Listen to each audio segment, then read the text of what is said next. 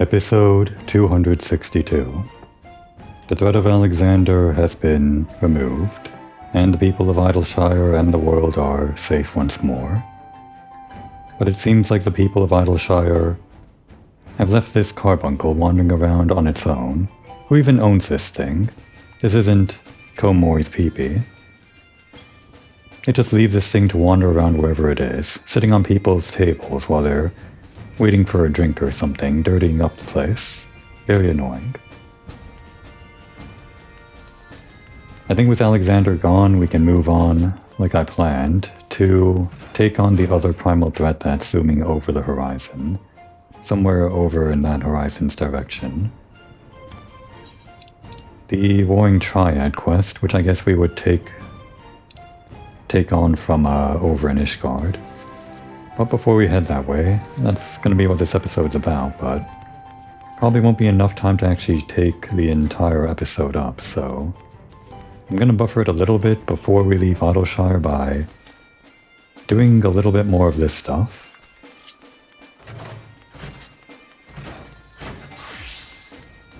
One more week of Zoe Aliapo's custom deliveries, just real quick at the beginning of the episode. Might have been better to have this at the end, but this is good enough, I guess. Just before we leave the area. So we're gonna want 6 of these heartfelt gifts, which require 3 components each.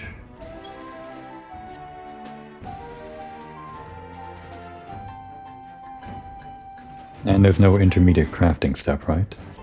No, there is. So it takes 1 of these to craft 1 of those, so yeah. We need a total of 18 of these to craft however many we need.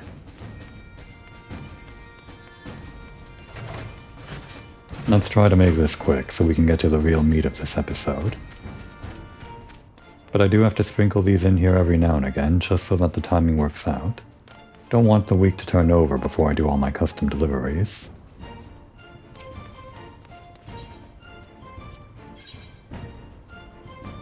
I think it was heartfelt gifts, yeah. Let's try to get 3 first, just to start with.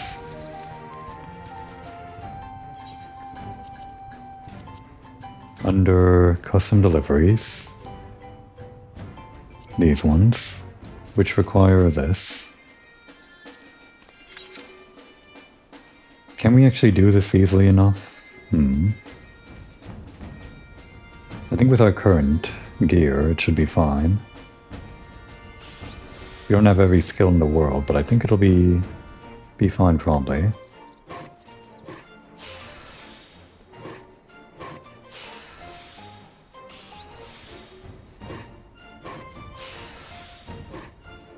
Maybe I could have done all of this before the episode started, huh?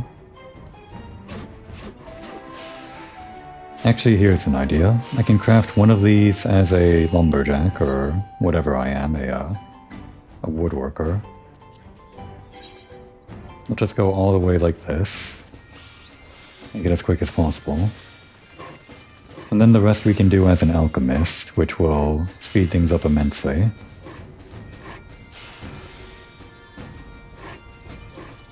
I guess part of the quote-unquote fun of crafting is figuring out the fastest route to do things.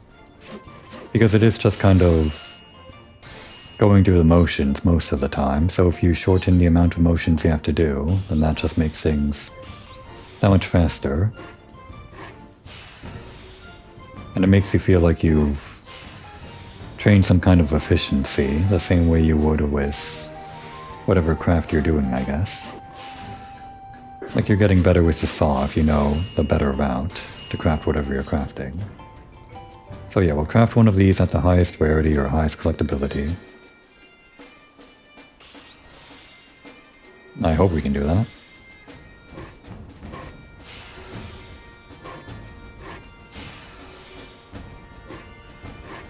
Yeah, easy enough.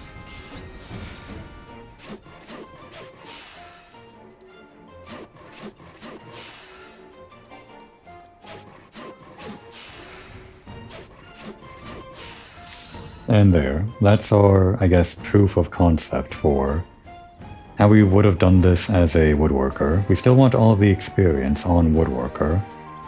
I guess the term is carpenter, as the bottom right says. But we can turn in all of the stuff that is crafted by an alchemist as a woodworker and get the experience there. So now we need 15 more of these.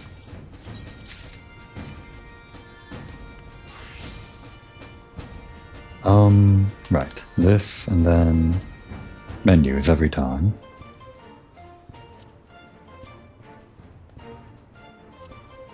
So just bulk synthesize, okay, we can't.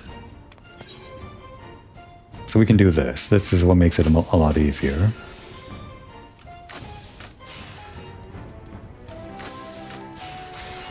Oh, and I think this is also the first time I'm using these costumes, these glamours, for these crafting classes. I was just kind of messing around in the Ishgard restoration area and settled on this for the alchemist and the other one that I just had for the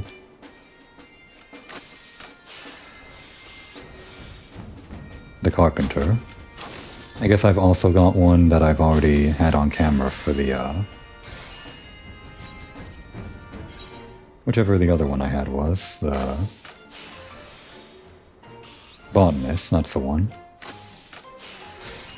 So now they're all not the default costume at least. So yeah, this seems to be our fastest route now. Doing that thing for max quality and then doing one of these things. One of the progress boosting, whatever it's called, basic touch. A riveting start to the episode, but it doesn't matter. I'm the only one watching these.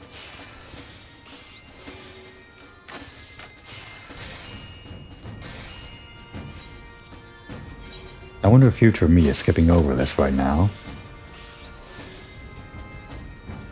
I'm recording this for my own sake, so I hope you're enjoying this, future me. Enjoying the slow process of crafting things one by one. This too is part of the video game. And I'm just capturing it on camera. We're almost there though, over halfway.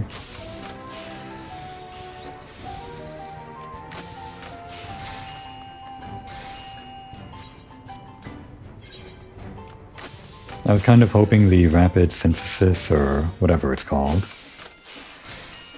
the quick synthesis, I was hoping that one would be available to us after we crafted the first one. Because I would have taken the normal quality versions of these even if I can't automatically craft perfect quality ones with rapid synthesis, or quick synthesis. I think quick synthesis looks at your stats and says you have a percentage chance of crafting a high quality one. So with enough stats it'll always be high quality, but even if they weren't high quality, the next step that I can do after this, I can just skip the quality step entirely. The same way that I'm doing right now. So I don't even need these high quality ones. In fact, I guess I can make this faster by just not doing that first step that I'm doing just now, but we're already done with it anyway. Okay, so now we need these. And in fact, it's no faster that I crafted them high quality, because it's the same amount of steps. I just use this thing that goes from 0 to 100. It doesn't matter if we started with 50% or not. I just wasted my own time. Oh well. It's only a few more crafts now. Like 4 more after this, or 3 more.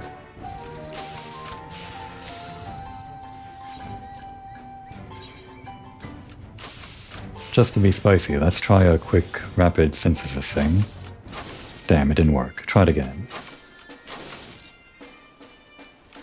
Okay, now we're in the realm of inefficiency, because it took more than 2 tries of that. Because it only normally takes 2 button presses of this thing to even get 100% progress. Let's try to make up that time. This is my strategy for gambling. Make up your losses. There, we did it. We made up our losses. I think that was a net 0. And now back to this.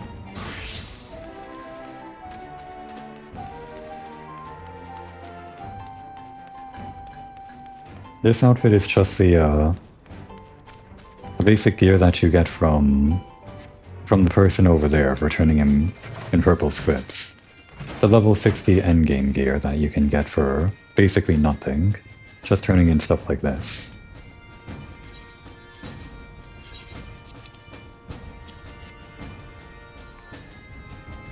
I guess she is saying something new.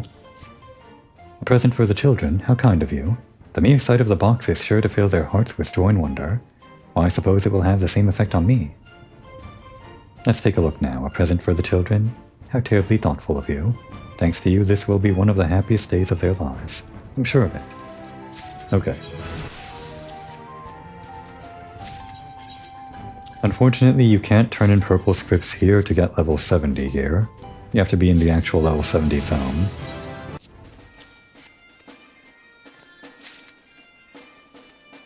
Oh, Komoy, how can Zoe ever thank you? So many gifts, and every last one of them straight from the heart. The children will know joy and happiness beyond their wildest dreams.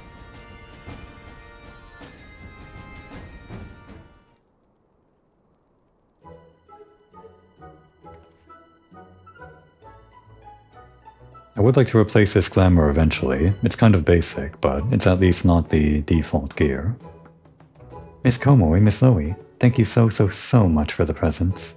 This is my best name day since the time Mummy and Daddy got me a wind-up Moogle. My best friend was so happy too. She said it's the second happiest day of her life, after the day she saw a real-life dragon. Did I tell you how much I love dragons?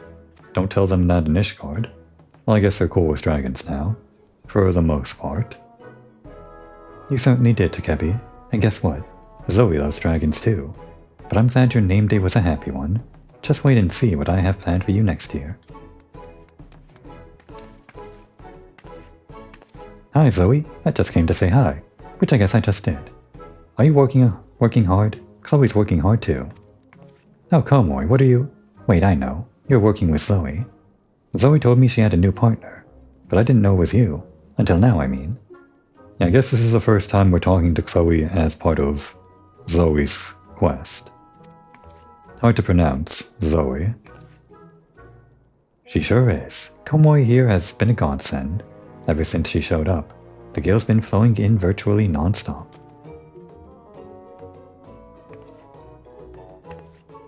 That's wonderful, Zoe. Oh, Chloe almost forgot. Takebi, guess what? Chloe has a new story for you. I think it might be my best ever. You want to hear it, don't you? Yay, I sure do. Does it have dragons in it? Please say it does. Anyway, we'll be going now. See you around, Miss Komoy. And I know you're really busy, Miss Zoe. But please try not to forget our supper tonight, okay? Yeah, don't forget Zoe, please. You have the money now. 3 square meals a day. At least for the kids. And maybe for you. Maybe. So you're one of the adventurers who's been sharing your tales with my little sister. No wonder her stories have been so exciting of late.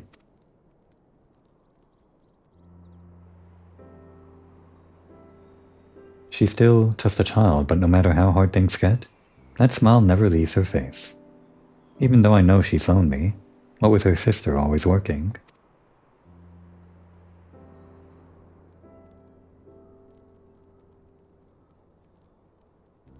Now that we're turning a profit and Infina's arms is going strong, I can finally spend more time with her. I'm sure she can't wait to tell me her latest stories, and I can't wait to hear them. But that doesn't mean Zoe's closing up shop, not for a second. We may be better off than ever before, but there's always more to be done. For the children, of course.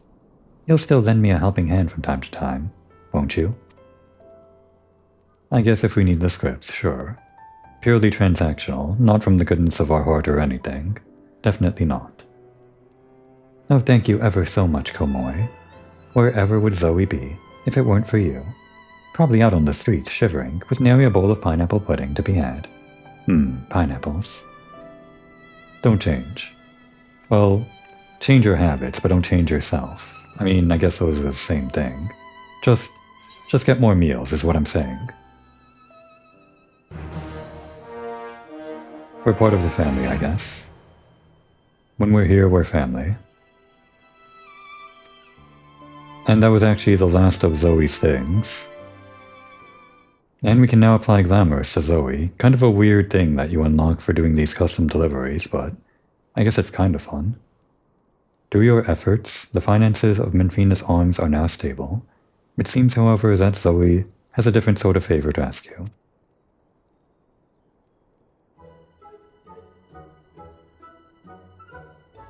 Ahem. And with that, I would like to announce our latest client. But before I do, I must warn you, she's quite a demanding one.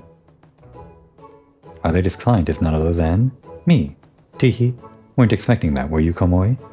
Why, I think I even surprised myself. Thanks to all you've done, Menfina's arms have spread wider than I ever dreamed. But there are just a few more things I need to truly make my orphanage all I've ever dreamed. I can count on you, can't I? Sure, for the scripts. She's just talking about the endgame stuff, the repeatable quests that you can do for scripts now that her main story is done. Which we can do whenever we want, but and this is just the normal stuff for completing all 6 in 1 week. Yeah, we'll come back to her whenever we need scripts, but I'll do that all off screen. And I guess we unlocked companion makeovers.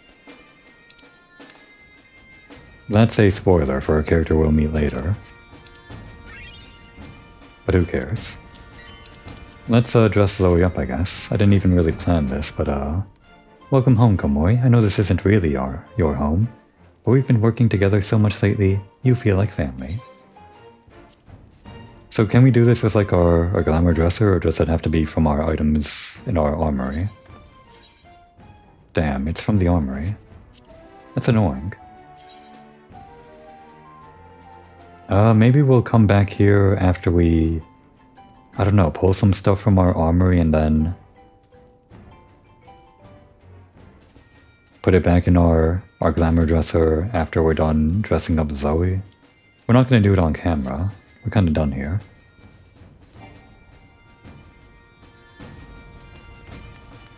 But maybe whenever I'm back in the area, which I think I will be, for like patch 3.5, this dungeon quest down here, maybe I'll have some kind of fun outfit on Zoe in the future.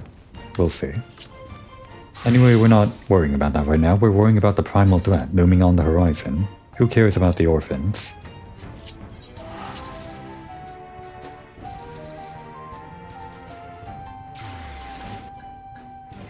No, wait, the quest should be... That's right, down here.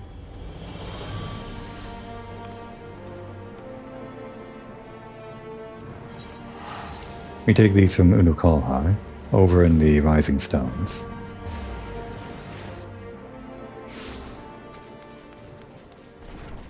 Everyone make way, out of the way. What are you here for? Oh, right, sure. Yeah, give us this.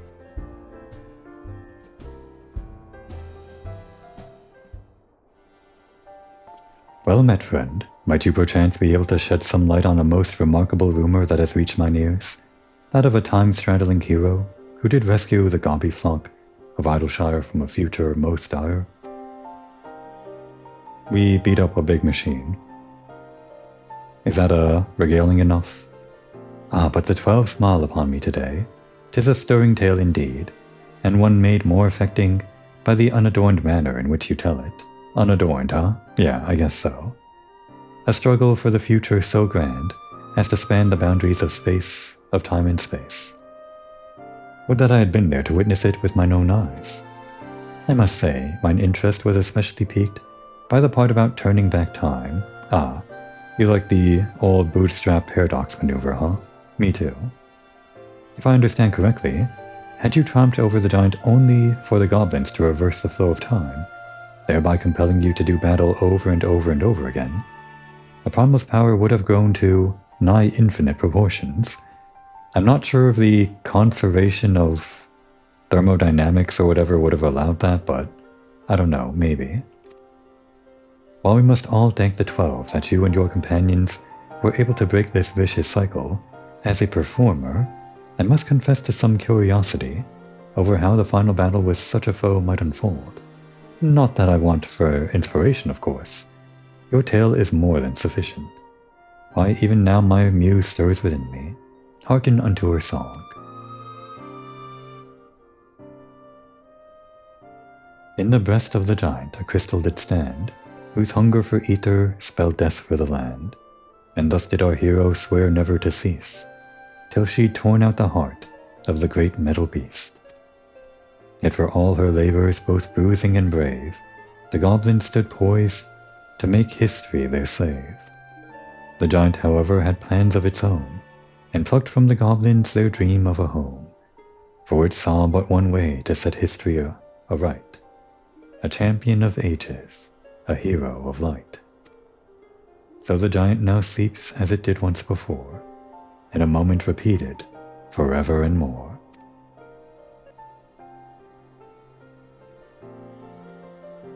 You will forgive me if I took certain liberties in my retelling of your tale.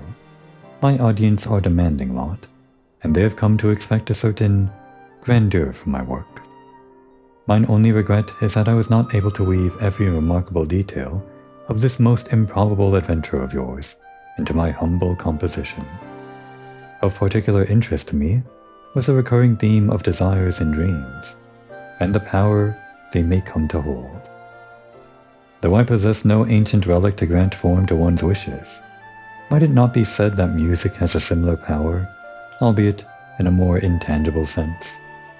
Should your travels chance to take you back to the scene of your triumph, pray reflect on your adventures as my song in your heart. You may yet be surprised by what you see. Okay, annoyingly, this does seem to be the version where we have to go over there to unlock the savage version, or whatever. We'll do that in a moment, I guess. Everyone make way, we're not here for the main story. No one pester Komori with main story stuff, we're here for Unukalhai. And I think I thought this might be the last of the quests, but there's actually 2 more trials I forgot I had to do. So we'll do one here and one during the patch 3.5 roundup after the main story. Always a close talker, Unukalhai. Warrior of Light, if this world is to survive, we must needs move forward with our plan. Another pillar of the warring triad must be toppled. The question of which has already been answered. Following our encounter with the Legatus, Archon Ishtola detected erratic etheric waveforms emanating from the sector containing the icon Sophia, known simply as the Goddess in former times. Such readings can mean only one thing. She is close to awakening. Let us return to Azislav forthwith, and put an end to this primal deity, lest she rise again in all her terrible glory. Yeah, we'll do that in a second. First, Komori has to reflect, I guess, on her primal experience just prior. Maybe by doing this, she'll gain some insight on how to deal with the primal she's about to fight, or something. My excuse for why she's making a detour over here for no reason.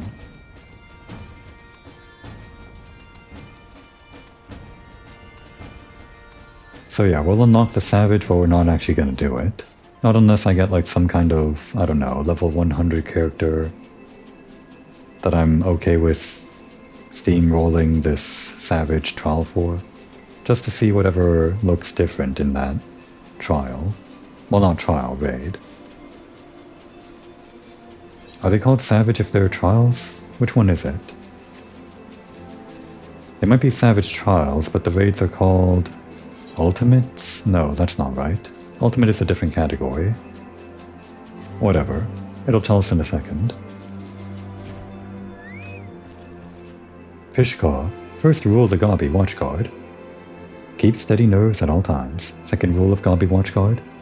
If danger comes to Gabi, ignore first rule and make speedy feet. Good to know. Thanks for telling us. And we unlock the Savage. Yeah, these are Savage. Then what were the trials called? I guess it doesn't matter. Alright, we can finally start the real thing we're here for, after about half of the episode spent on other things. But I still think this should be probably only barely enough time to fill the episode. We have one trial, which will probably go by pretty quickly, with everyone being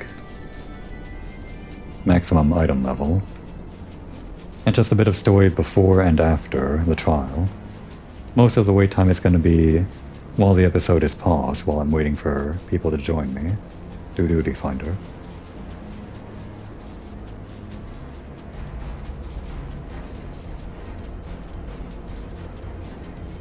I think I unlocked the riding map for here, so this might be like the fastest speed.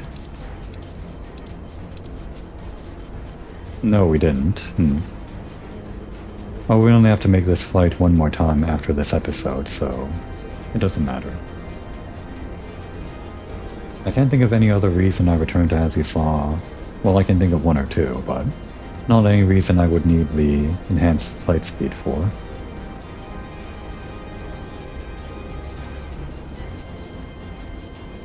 Alright, we made it.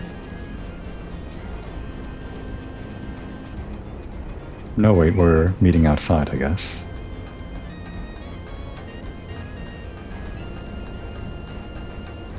There you are. Didn't see you there. We appear to be the first to arrive. Shall we await our colleagues here?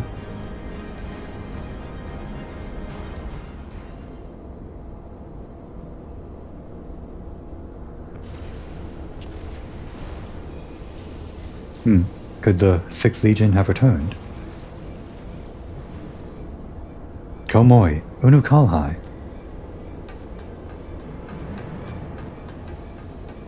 Does she use that staff?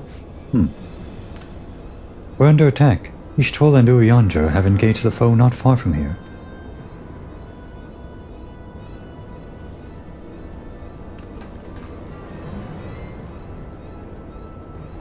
I don't think she had that staff previously.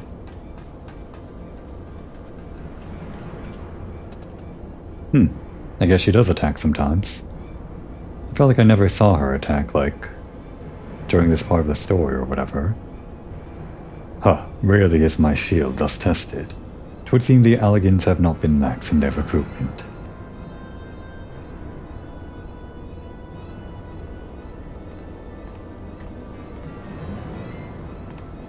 Think so, or think you so? Mayhap your arm merely withered whilst you lay idle.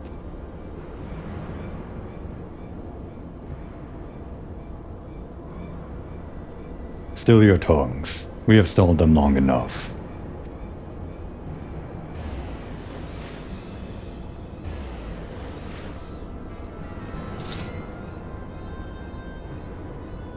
With scales in hand the goddess shall arise, and righteously cast off her cursed pall, that she with wrathful Worm King at her side might judge and thence bring balance unto all. Hear my words and despair, Alligans. Our goddess is awoken. Your civilization has burst, the instruments of its own undoing. A lot of rhyming this episode. Well, I mean, it happened twice, but still.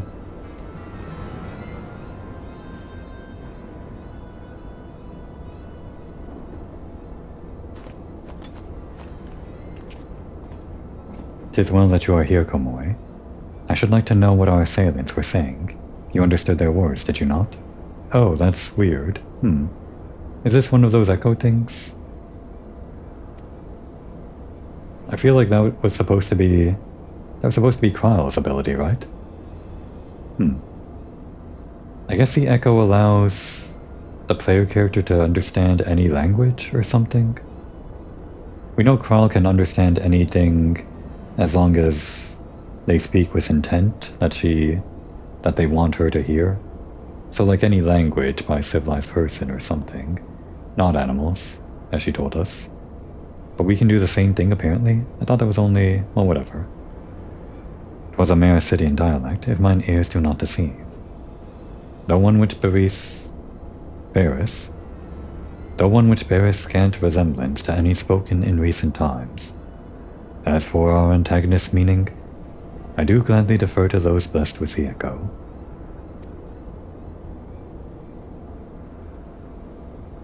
The one with the shield seemed to think we were Alligans. He recited what sounded like a verse of prophecy, then claimed that their goddess is awoken. Is that about right, Komoi?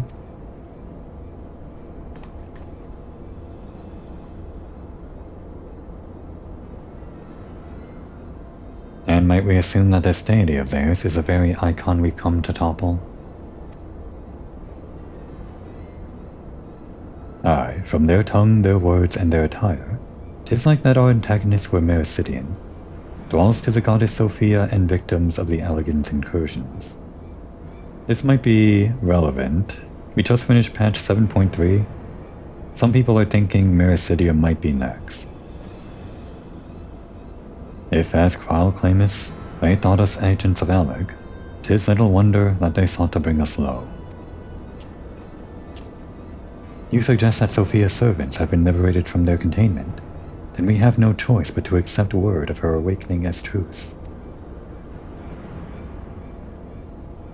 Gods help us, the Warring Triad have proven formidable enough when we've roused them with a fraction of their true strengths.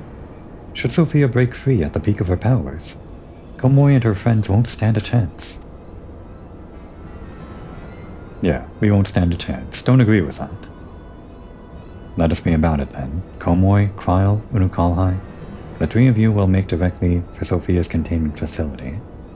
Oriandra and I will do what we can to occupy the Icon's thralls.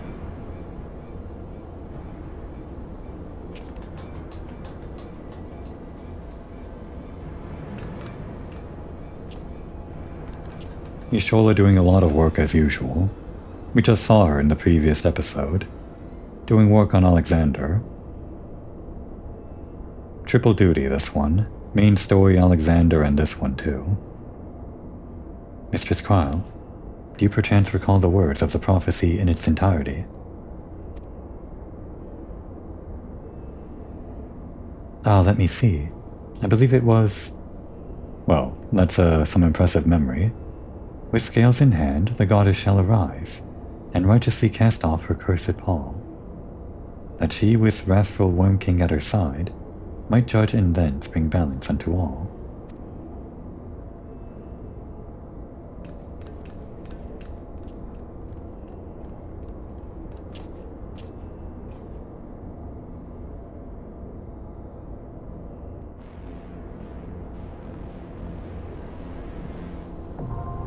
Oh, is that it? I thought there was going to be some kind of relevance to that. Well, there probably is. Scales, the goddess arises, cursed pall, wrathful Worm King at her side. But we know about the balance part. I know what I'm dealing with here.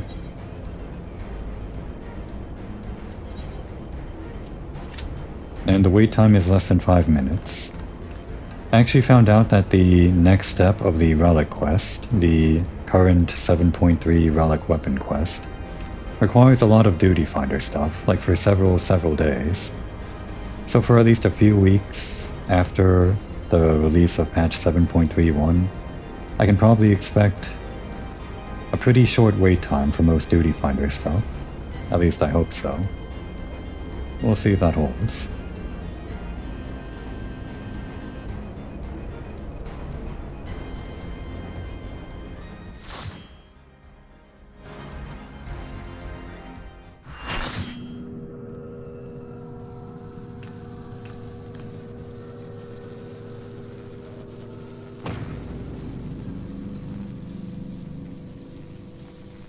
I leave the goddess in your capable hands.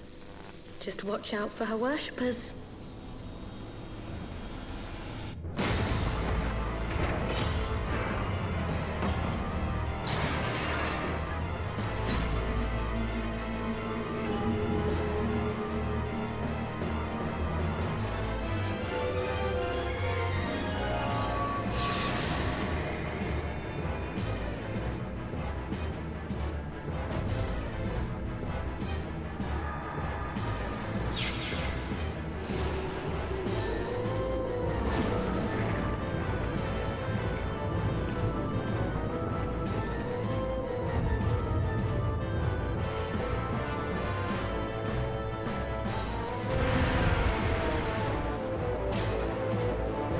Alright, here we are. Containment Bay, whatever or something. Fighting Sophia.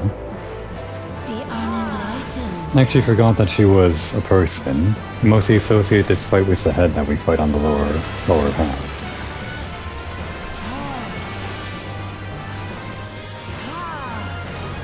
There's one part in the middle of this fight where I'm gonna have to remember where to stand.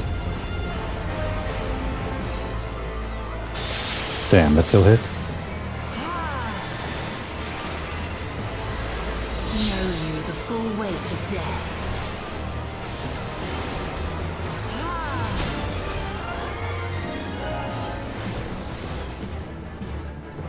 Not this part, we just gotta wait for this part.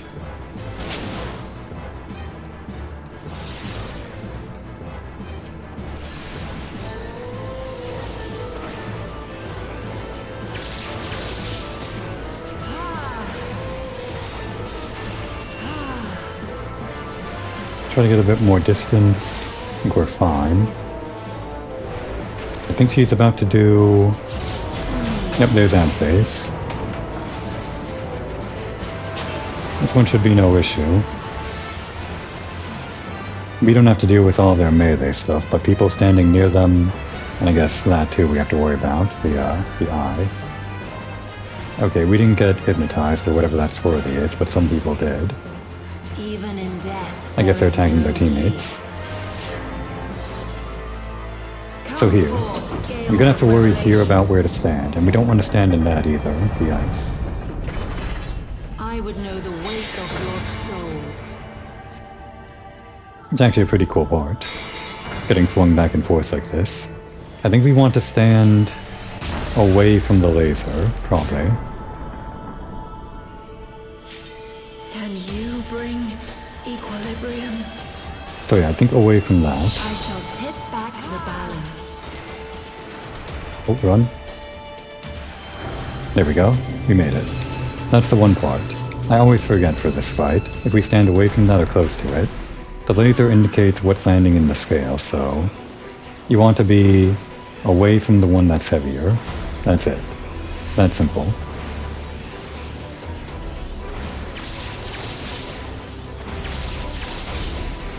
Sin must be balanced with suffering. Yeah, balancing. She's gonna do it again, I think.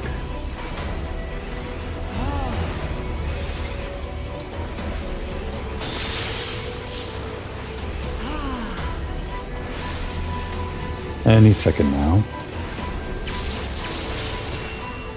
Or maybe we'll kill her before it happens. Daughter, be the bearer of my wisdom.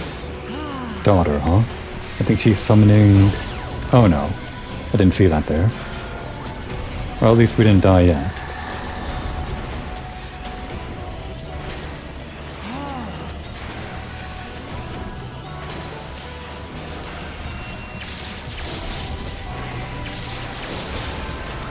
I'm not sure if we can stand outside of the range of that. I might just hit everyone on the field. Okay, so we can dodge that. Easy. Anything more we gotta dodge? No. And I think it's about time to do this.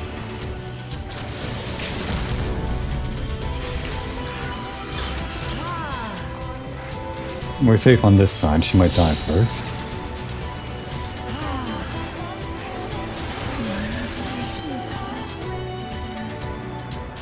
But yeah, that was the right side to stand on, the side that was less heavy.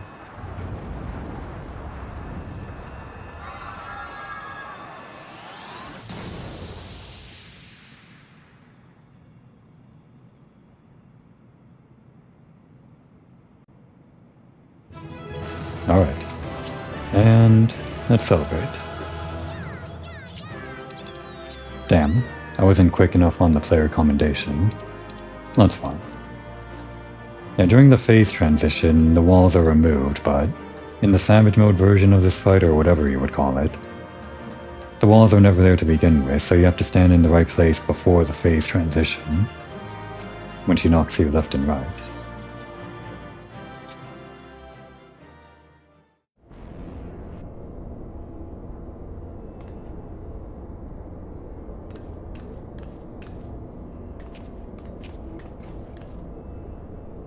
I see the goddess is no more. Well done. Once Kral and Unukal have rejoined us, we may safely depart. One thing yet puzzles me, however. How did Sophia's servants come to wake from their slumber? I believe we have the answer to that.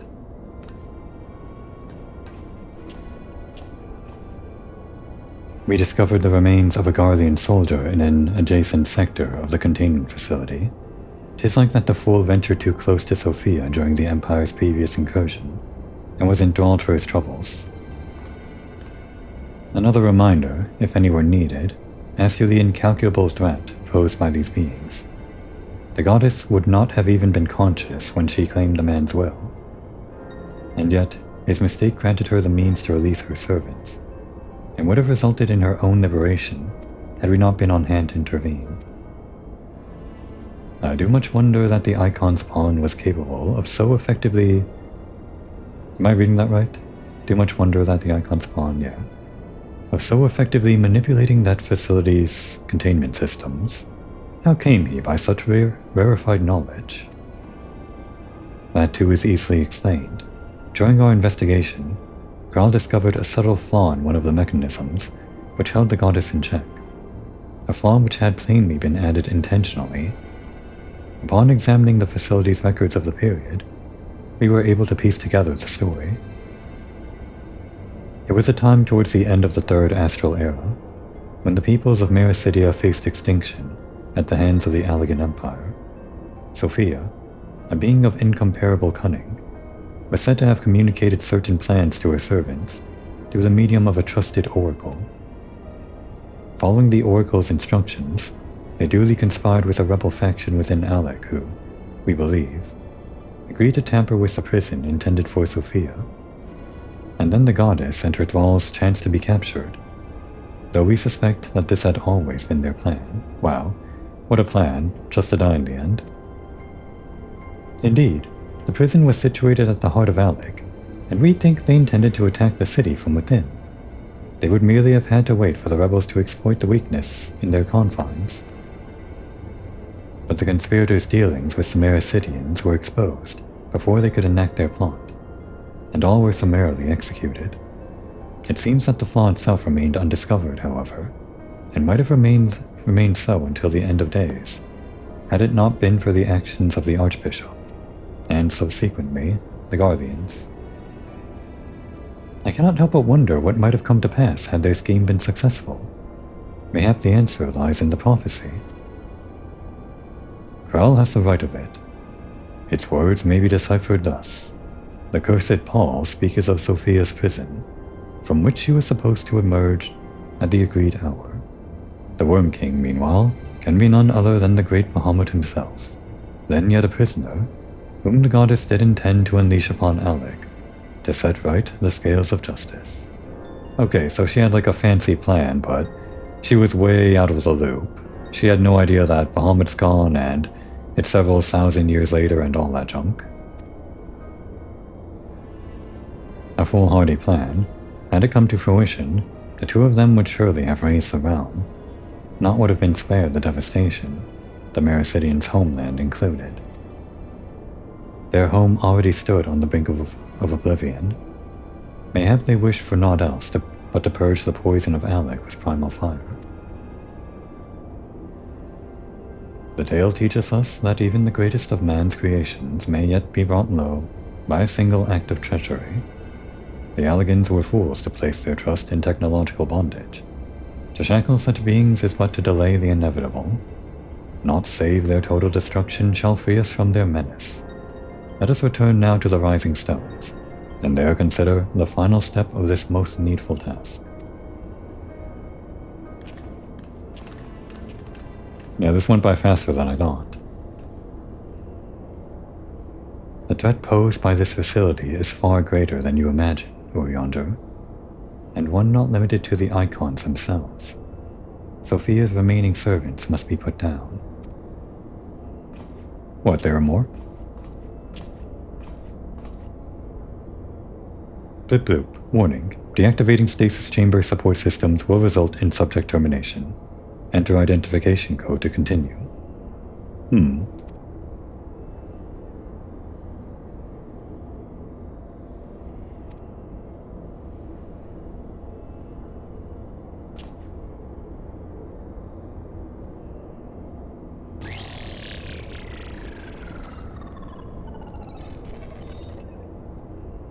Identification code accepted. Subjects terminated.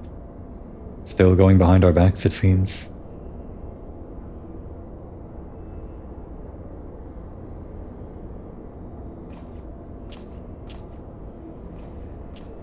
Or was he? Was that supposed to be like a furtive thing that he did?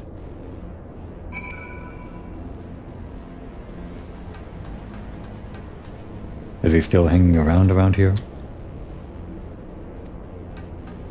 I guess he's back at the Rising Stones.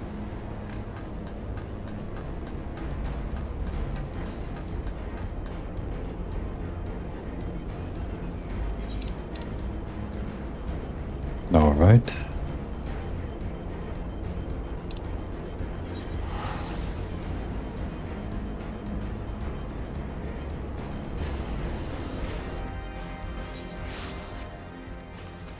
Still a lot of time left in the episode, even after I spent so much on everything else.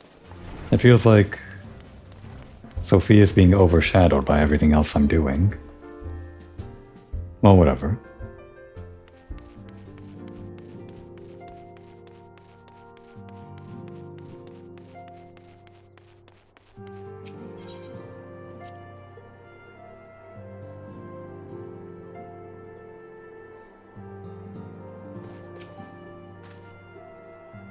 Is Artemis Warrior of Light?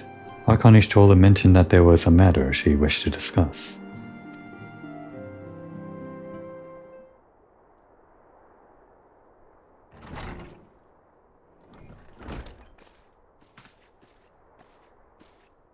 Well met, Komoy. You will forgive me if I seem curt, but I would settle an account with our young friend. While conducting a final sweep of Sophia's containment facility, we discovered that all of her remaining thralls had perished in their stasis chambers. This was your doing? Okay, yeah, behind our backs. It was. I chose to act upon the knowledge revealed within the tombstone we recovered. The true purpose of these prisons is far more horrifying than we first assumed. The Allegans were not simply observing the icons and siphoning away their energies. They were conducting experiments in preparation for a far more ambitious project. If you'll recall, both the Fiend and the Goddess were imprisoned within massive spherical structures. These spheres were the prototypes which paved the way for the successful construction of an artificial celestial body. You speak of Dalamud. Aye, the icon's cages are unmistakably of the same design as the Red Moon. To be plain, the research facility contains the seeds of 3 calamities, which might feasibly be visited upon a chosen target. Eliminating one of them necessitated the destruction of the goddess's slumbering thralls, a distasteful task, unbefitting one such as a warrior of light. Thus did I resolve to perform the deed myself. I mean, if you asked, we would have done it. We have no morals, we'll do it. You have made your case, and 'tis apparent that we were not in full possession of the facts. Nevertheless, your notion of what may or may not be expected of Komoy's presumptions in the extreme... Your notion of what may or may not be expected of Komoy is presumptuous in the extreme. Right, agreed. We would have done it. When the Warrior of Light chose to join the Scions, she did so in the knowledge that she would be required to face and destroy not only the Primals, but also their fanatical servants. That what you term a distasteful task is an essential part of our calling, a burden which every Scion is sworn, And this is getting into something that might be... I don't know. We just kind of had this sort of thing earlier with Alisae's quest with Bagu or Gabu or whatever. Well, I'll let her finish. Face to shoulder, whatever. But the point is that, I don't know. It might be contentious for every Warrior of Light, like every player, to view their own character as being willing to kill these thralls as part of their job, quote-unquote. It becomes more contentious the further we get into the story, but I guess at this point it's just more a matter of we have the resolve to do this thing that needs to be done for the good of the realm, even though it's distasteful.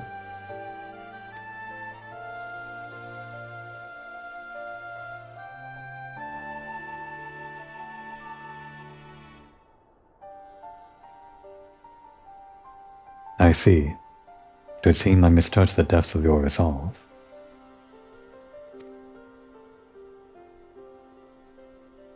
No matter. Assuming I have made myself understood, we need not speak of it again. There is, however, one other subject which merits discussion. You determined that Sophia's thralls were awoken by a Garlean soldier, who had somehow gained access to the containment area, did you not? If that is the case, it seems highly doubtful that the interloper wandered into such a dangerous part of the facility by chance. Dissidents within the Empire claim that the 6th Legion is rife with agents under orders to thwart the Legatus' mission by any means necessary. Lest you imagine that we have allies in Garlemald, I should clarify that their motive is wholly uncharitable. Regula Van Hydrus rose to the top of the Garlean military on merit alone, and is fiercely loyal to the Emperor for recognizing his efforts. His compeers, by contrast, rose to the fervor of the established order, and would accordingly do anything to see him fall. So what, they all just hate the guy? That they would be so reckless. You truly believe that the actions of these agents contributed to the recent crisis? Aye, and that they pose no less a risk to the realm than those loyal to the Emperor. Plainly, we must needs continue to do all in our power to prevent the technologies of Alec from falling into the hands of man. On that point, at least, we have ever been in complete agreement.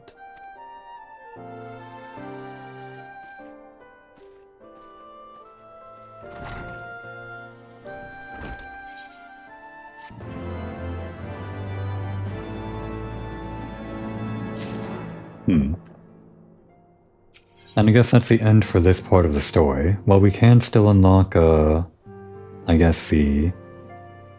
Which one would it be? Probably Last Pillar or...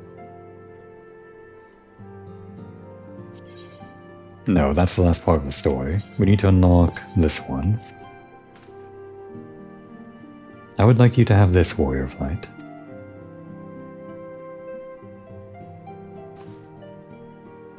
It is an elegant tombstone similar to the one we recovered after your victory over Sephiroth. The records contained within describe the goddess at the height of her power, and will enable Azislaw's reality augmentation technologies to generate an idealized simulacrum of Sophia, against whom to test your skills. From what I've been able to determine, this formed part of a greater trial, intended to test Alec's elite warriors. Quite how it will compare to the challenge presented by the Fiend's tombstone, I cannot say. I suppose there is only one way to be certain. Visit the verification node on Azislaw, and witness firsthand what awaited the champions of Eld. Alright. And yeah, just one more story in patch 3.5, I guess. Let's go unlock this, and I suppose that'll be the last thing we do this episode.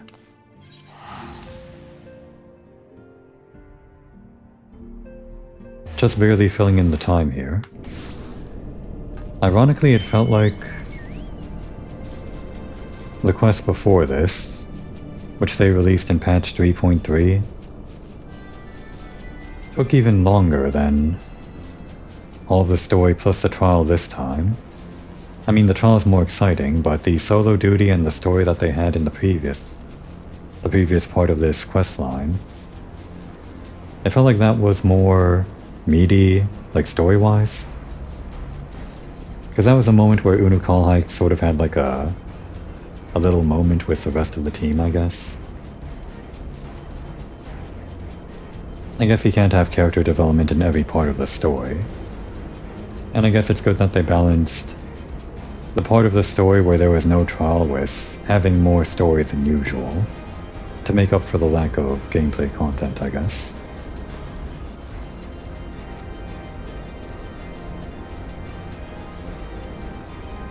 I guess it'd be underground here.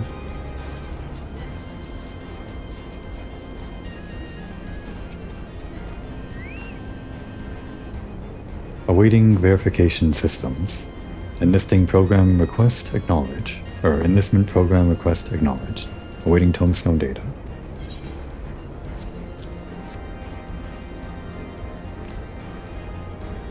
Data processed. Adversary, Warring Triad, Sophia. Threat level extreme. Right, they're called extremes. How could I forget?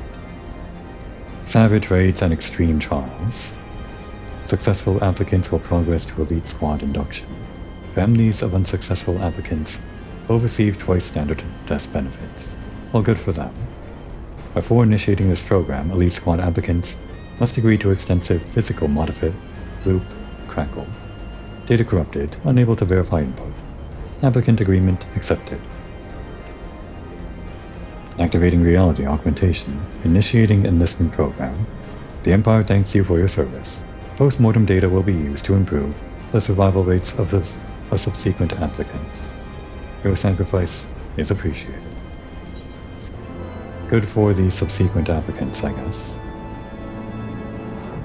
Well, that data isn't going to collect itself. Since we got the time, I guess I will try to go in unsynced, just to see what it's like. We did that with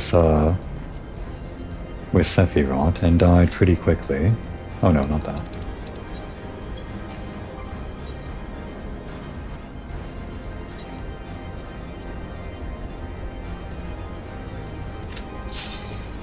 But we died to that guy because of a cheeky tank buster or a stack marker he did. We'll see how far we get with this one.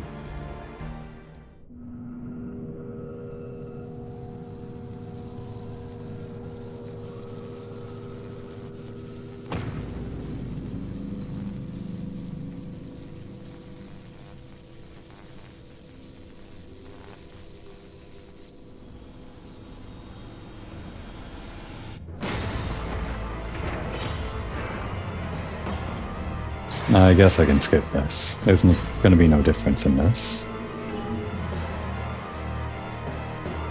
The only difference is that we're standing here alone during the cutscene. Well, alone and PP, our carbuncle. The unenlightened come.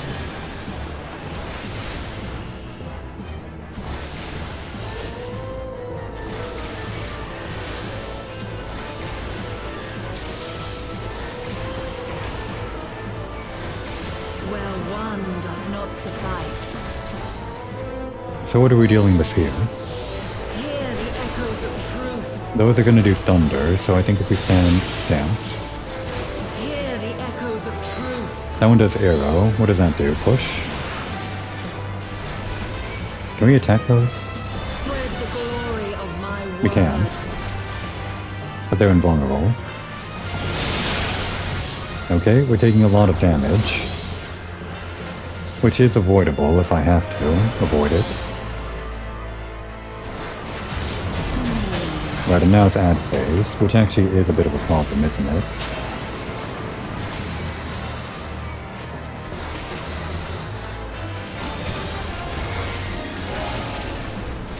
Okay, they pushed me off. Even in death, there is no release. Well, we can probably handle that if I knew the mechanics and save my burst phase for the ads, but we're not here to really try hard. At least she didn't have any cheeky mechanics like, well, I'd call it a cheeky mechanic. It's just a normal stack marker that killed us during the extreme trial for Sephiroth. It's probably doable if I want to do it, but there's no real benefit to doing it, so maybe I'll have some kind of big roundup when I get through all the other content in the game and run out of things to do here. And I decide to go back and solo all of the extreme trials unsynced or something. And let's just retire over in the Forgotten Night, I guess. Now that we're done with this, we've done the optional dungeon and also done the raid. We're done with most of the side stuff for patch 3. Oh, wrong way. Done with the side stuff for patch 3.4. We could move on to patch 3.5. But I think I'm gonna want to do a little bit more Ishgardian restoration stuff. Some things that I just left in the background that hopefully I can do now that I've leveled up some of my crafter and gatherer classes. I might have to do a little bit more farming on-screen or off-screen before the next episode. But the episode will come out same time as usual, hopefully. Now would be a good time to take a break.